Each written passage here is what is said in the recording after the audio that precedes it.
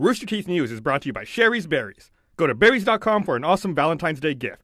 Get freshly dipped strawberries for just $19.99 when you click on the microphone and enter code RTNews. Hey guys, it's already patch day. I'm Ashley Jenkins, and today Microsoft has announced that 2 system updates are headed to Xbox One. The first will drop next Tuesday on February 11th and will finally add the controller battery indicator everyone's been asking for, as well as USB keyboard support, the ability to see and manage your storage space, and control over your installs so you can prioritize your game and app updates, which have also been separated into different lists.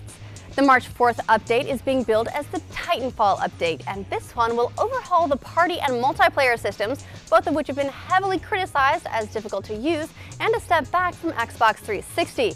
The announcement of the March update may go some way towards lending more credibility to last week's leak, since part of that claimed a major overhaul for Xbox One would take place in March. Another hint that the leak's information might not be entirely off base is an odd tweet by Microsoft Game Studios boss Phil Spencer in response to a query about the existence of Halo 2 Anniversary. He didn't actually deny it and even hinted that the announcement is just being saved. Specifically, he said, "Never get tired of questions on what's coming. Just can't always answer as we need news at events. Halo 2 is a good game. ...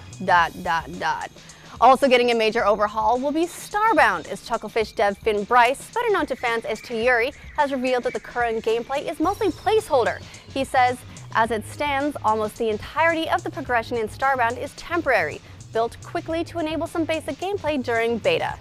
In the final game, you'll progress through tiers of planets and fight bosses at the end of each one to gain access to equipment that will enable you to overcome previously insurmountable hazards in the next tier, like an oxygen tank that will allow you to explore planets with non-breathable atmospheres. You'll also be required to amass pixels, the in-game currency, to unlock the missions in each tier, but the variety of ways in which you can do that will be significantly increased. You can earn them through farming, adventuring, building, and so on, and as you advance in your chosen profession, you'll unlock new technology suited to your playstyle.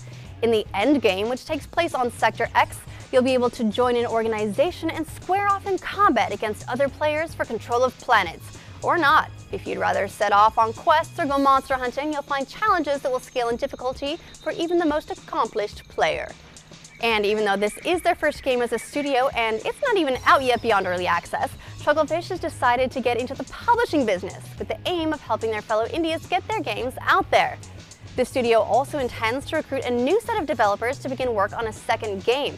And even though they're not set on a specific idea yet, Bryce reveals the current favorite is for a top-down, open-world, multiplayer pirate game.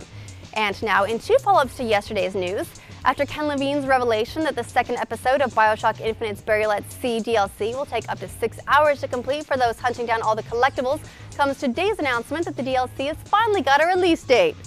I got one of these, just for this. I really wanted to use one.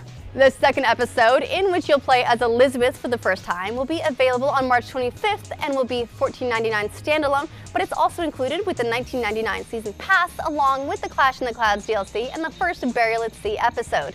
Speaking about this second episode, Levine says, "We are delivering a story that involves nearly every major character from the original BioShock and BioShock Infinite. It is a story that will give gamers a new perspective on the BioShock universe and conclude the story of BioShock Infinite and Burial at Sea." So it's not ambitious or anything. And finally, Pokemon Bank hit Europe yesterday, and at the time, Nintendo didn't offer a date for North America beyond soon. But for once, their definition of soon is much closer to our own, because Pokemon Bank is now released in the North American eShop as well. As in other regions, the app temporarily comes with a free trial, after which you'll be charged an annual fee of $4.99 to store up to 3,000 Pokemon from X and Y, or you can use the companion app Poké Transporter to import and store Pokemon from the Black, White, Black 2, and White 2 versions, and those who try the bank before the end of September will get a free Gen 2 legendary Pokemon, Celebi.